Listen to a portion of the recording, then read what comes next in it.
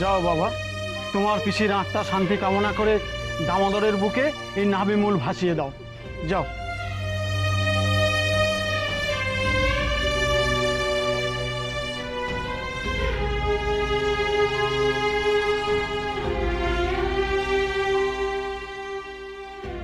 যা বললো রাজা, দামোদরে চলেই যা। তো সীতানাথকে দামোদরে চলেই নিয়েছে। আমি জেনেও কিছু বলি, আমি তোকে বলতে পারিনি।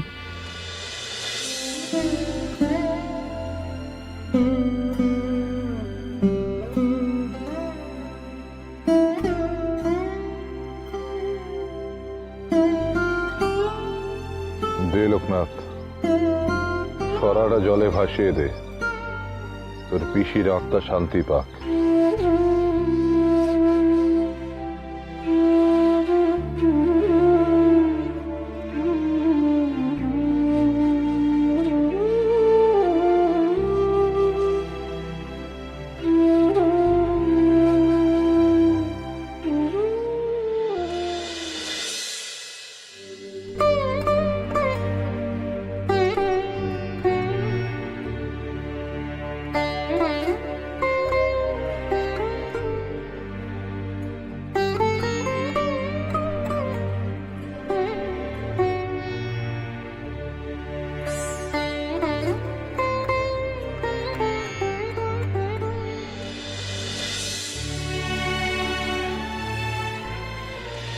ওই ঘোড়ার নালের মাকড়িটা এখনো আমার কাছে রয়ে গেছে বাপ, সীতানাথের চিহ্ন হিসেবে।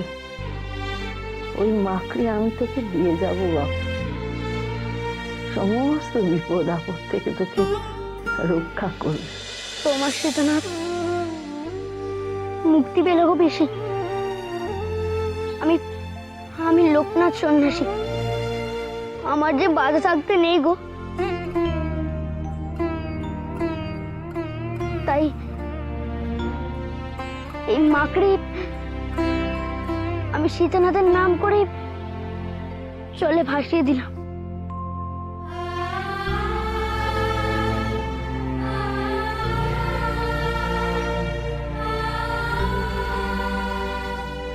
না,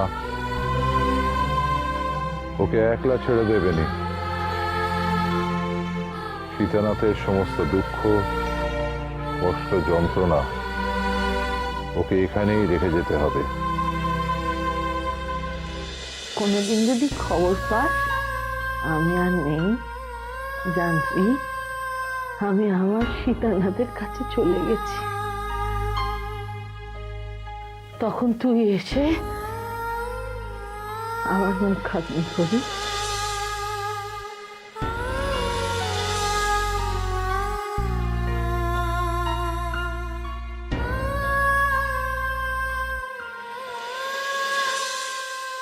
লোকনাথ,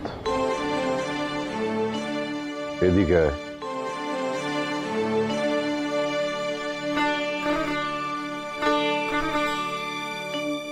তোর পূর্বজন্মের অসমাপ্ত কাজ সমাপ্ত হয়েছে।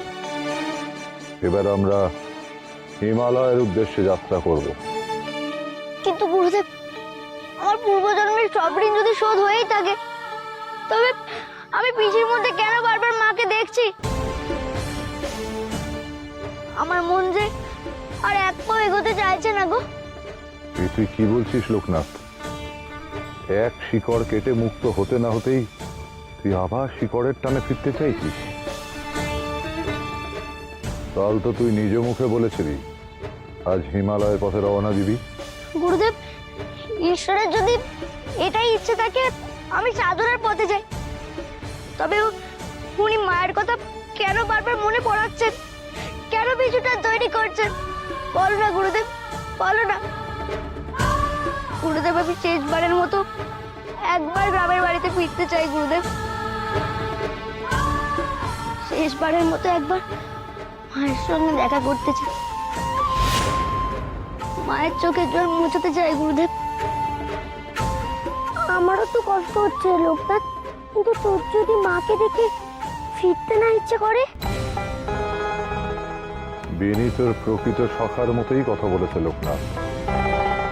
তোকে সাধনায় সিদ্ধি লাভ করে জগতের সবার মঙ্গল করতে হবে। সেই কাজে যত বিলম্ব হবে তত তোর মন অস্থির হবে। এতখানি পথ এসে আবার কেন পিছু ফিরবি বাবা? শোন লোকনাথ, একবার সংসার ছেড়ে সাধনার পথে যাত্রা করলে আর সংসার জীবনে ফিরতে নেই রে। গ্রামে ফিরে তুই আবার গার্হস্থ্যের টানে আটকে যাবি। সংসারের টান সাধনার পথে বড় বাধা লোকনাথ। মনের মধ্যে সংসারের পিছু টানকে প্রশ্রয় দিস না লোকনাথ। চল, এবার আমাদের রওনা হতে হবে। দেখবি আর কিছুদিনের মধ্যেই সমস্ত পিছু টান কেটে যাবে।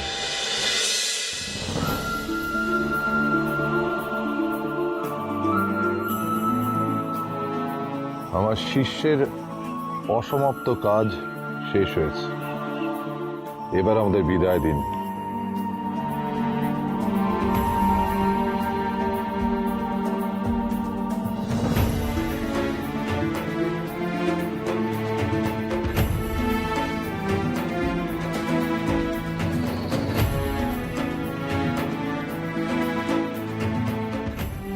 আচ্ছা, এই ঘাটে নৌকা কখন আসবে? ঘাটে নৌকা লাগতে তো সে সন্ধে হয়ে যাবে। এখন তো সবাই বেরিয়ে গেছে। আপনার বরং আমাদের কারোর বাড়িতে সন্ধে পর্যন্ত বিশ্রাম করুন। দয়া করে এই অনুরোধ করবেন না। আমরা সন্ন্যাসী মানুষ, বারবার গৃহের বাঁধনে বাধা পড়লে এগোতেই পারবো না। আমরা বরং এখানেই অপেক্ষা করি, নৌকো আসলে চলে যাব। আপনারা বরং ফিরে যান। বিদায় দাও গো। পরের জন্মে তুমি যেন আমাদের গায়ের ছেলে হয়েই জন্ম নিও। আমরা জন্ম জন্মান্তর ধরে তোমার জন্য অপেক্ষা করব।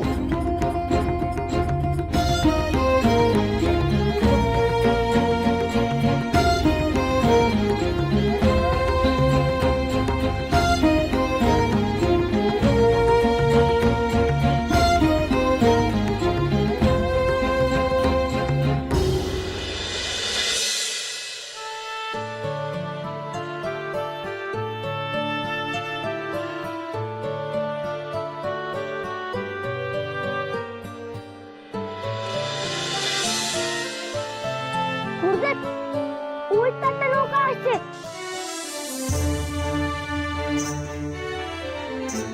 এবার আমরা রওনা দিতে পারবো।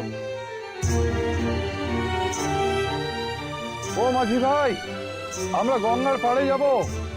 এই নৌকো যাবে ওখানে? যাবে বই কি? আসেন সন্ন্যাসী করে, আসেন, এক্ষুনি নৌকা যাচ্ছি।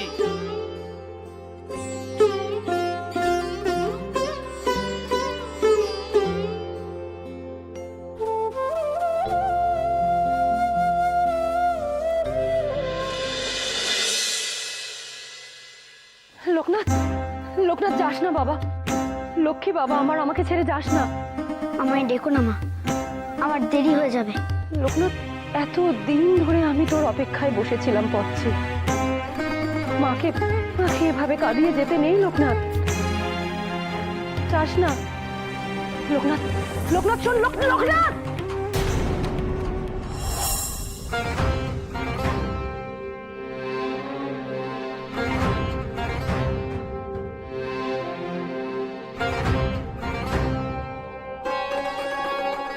কেন এমন হচ্ছে? কেন বারবার মায়ের কথা মনে পড়ছে? মাকে স্বপ্নে দেখছি। তাহলে কি এই আমার এই জন্মের ঋণ? যতক্ষণ না সেই ঋণ মেটাতে পারছি ততক্ষণ বুঝি কিছুতেই মন সায় দেবে না।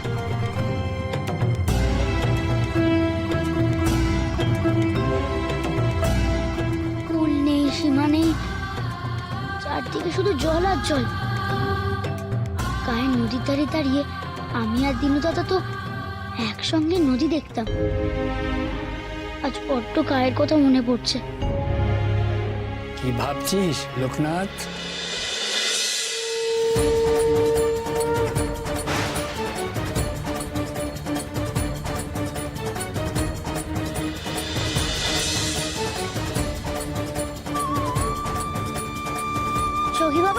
তুমি এর আগের বার যখন তোমার গান শুনতে শুনতে ঘুমিয়ে পড়েছিলাম তখন আমি তোমার মুখটাই দেখেছিলাম। আবার তুমি আমায় পার করতে এসেছো। ওই ওঠার সময় আমি কেন তোমায় চিনতে পারিনি? আমরা তো সবাই যোগী রে, জীবন মানেই তো যোগ বিয়োগের খেলা। এই দেখ না, আসার সময় আমি এনেছি, যাওয়ার সময় আমার হাত ধরে যাচ্ছিস, কিসে মিলে গেল। জীবনের যাওয়া আসা তো একজনের হাত ধরেই হয় রে। তোমার কথাগুলো কেমন যেন আমি বুঝতে পারি না গো যোগী বাবা। হেয়ালি মেশানো কথা বলো তুমি। ভাব ভাব, ভাবলেই বুঝবি। আর যদি ভেবে না কুলোয় তাহলে অভিজ্ঞতা দিয়ে বুঝবি। একটু একটু বুঝেছি গো, সামান্য কথা, অথচ কি বড় তার মানে। ঠিকই বলেছো তুমি,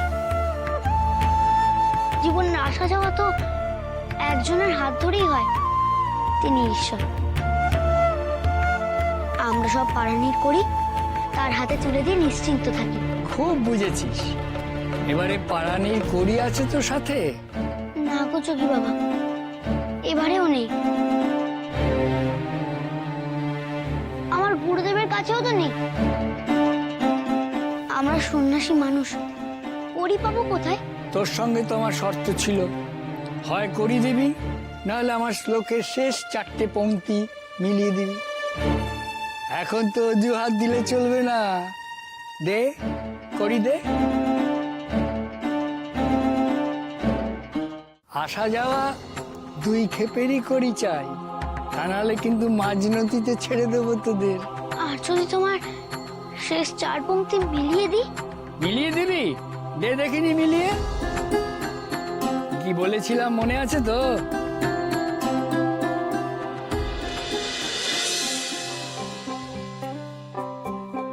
আর জনমে রামচন্দ্র গেল বনবাসে, ফুল্লরা কাঁদিল তারে ফিরে পাওয়ার আসে। ফুল্লরা কাঁদিল তারে ফিরে পাওয়ার আসে, ফিরে পাওয়ার আসে।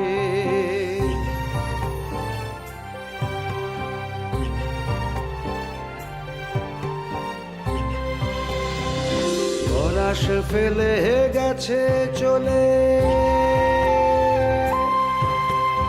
পলাশ ফেলে গেছে চলে, পরাণে নাই সুখ। আর কি পাবে তাহার দেখা, দেখবে কি সে মুখ, দেখবে কি সে মুখ।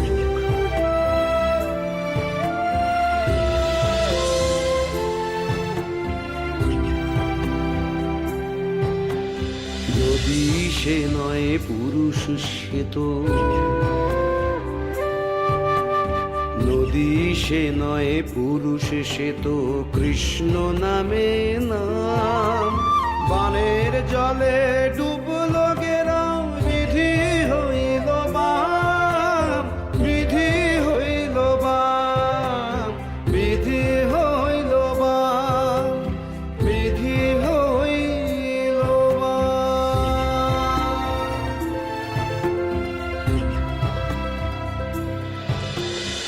সীতানাথের বিদায় সেজে পিতৃশস্য শনে, পিসি হয়েও মাতা সেজে কাঁদে আকুল হয়ে।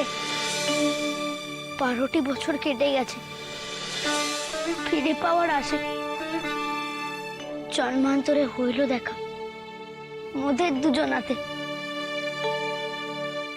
মন্দিরেতে সোনার গোপাল আসন পেতে বসে, পায়েস আনলে ঋণ শোধিল জন্ম জন্মান্তরে। মায়ের ঋণ তো শোধ হয় না, শতম জন্ম পরেও। অভাগিনী মায়ের কথা বুক ভাঙছে আছো। কানে শেষটুকু আমি মিলিয়ে দিয়েছি যোগী বাবা। আমার গত জন্মের ঋণ মুক্তি হয়েছে। এবার আমি মোক্ষ লাভের জন্য প্রস্তুত তো গো? না, প্রস্তুত নোস তুই? এই যে তোর চোখে জল, সে তো তোর মায়ের জন্য, তাই না? আমি তো মুখে কিছু বলিনি, তবে কি করে বুঝলেন? তোর মায়ের জন্যে মন কেমন করছে। এই জন্ম ভিটের জন্য তোর টান, এই পিছু টান নিয়ে সন্ন্যাস যাত্রা করবি কি করে? তোকে তোর বাড়ি ফিরতে হবে লোকনাথ। বাড়ির সবার সঙ্গে সাক্ষাৎ করে তোর পিছু টান কাটাতে হবে। আর তোর গানেই তো তুই বললি জন্ম জন্মান্তরের ঋণ শোধ হয়েছে, কিন্তু এই জন্মের ঋণ যে বাকি থেকে গেছে। মায়ের থেকে সন্ন্যাস যাত্রার অনুমতি নিতে হবে। প্রথমবার যাত্রাকালে কি তোর মা তোকে সেই অনুমতি দিয়েছিলেন? কিন্তু মা তো বলেছিল মা আমাকে আর আটকাবে না। আমি তো উপনয়নের পর 3 পা ফেলার পর 4 পায়ে চৌকাট ডিঙিয়েছিলাম গো।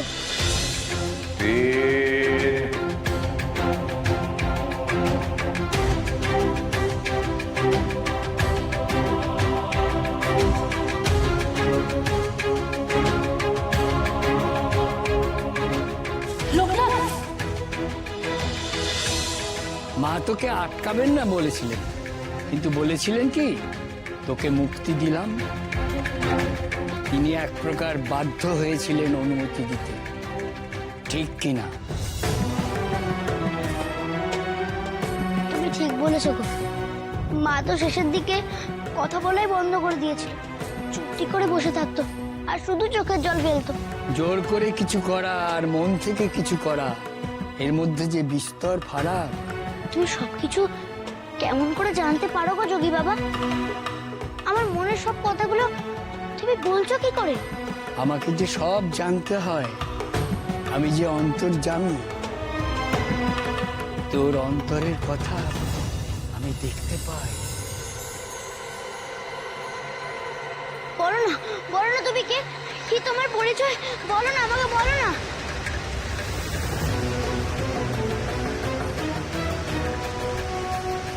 ও যোগী বাবা, হঠাৎ আমার জ্বর শুরু হলো কেন গো? নৌকো তুমি যাবে না তো যোগী বাবা?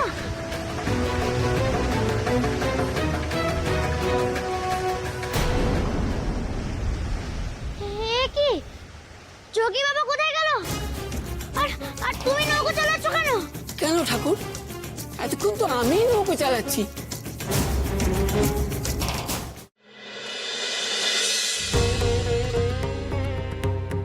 ও মাঝি কাকা, যোগী বাবা কোথায় গেল সেটা কি তুমি জানো? কে যোগী বাবা? কেন গো, তোমার সঙ্গে আরেকজন ছিল না যে নৌকো চালাচ্ছিল?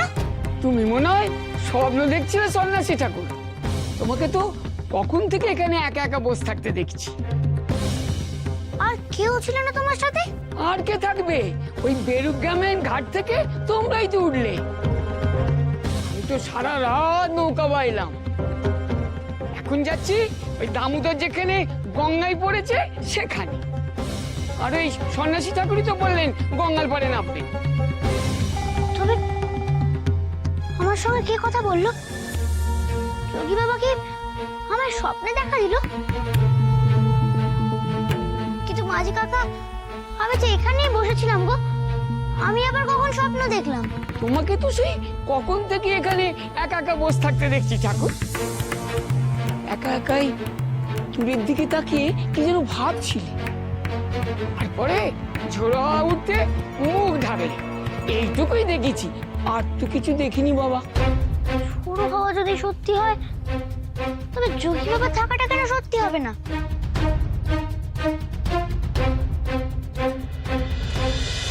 তোর মায়ের জন্য মন কেমন করছে।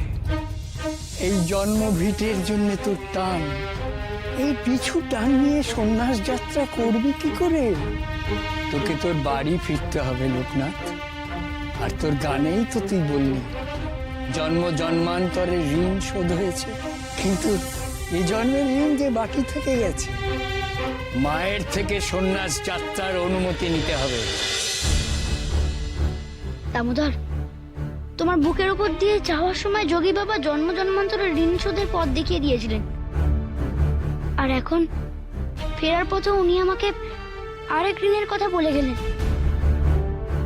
আমার মনে আর কোনো দ্বিধা নেই। সাধনার পথে যাওয়ার আগে আমার মায়ের কাছ থেকে অনুমতি নিয়ে আসতে হবে। আমাকে আমার জন্মভিটায় ফিরতে হবে। গুরুদেব, ও গুরুদেব, ওঠো গো, ভোর হয়ে গেছে তো।